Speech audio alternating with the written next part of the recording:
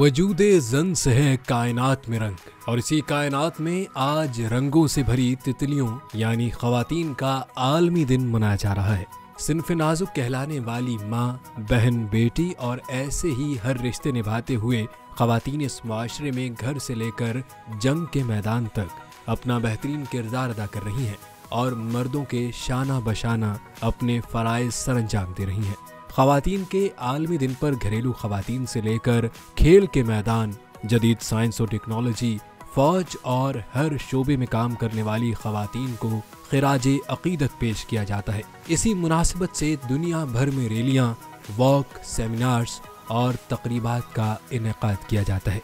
ये दिन मनाने की इब्तिदा साल 1908 में 15,000 से ज़ायद ख़वातीन के अपने हुकूक़ के लिए न्यूयॉर्क में मार्च निकालने के बाद से हुई।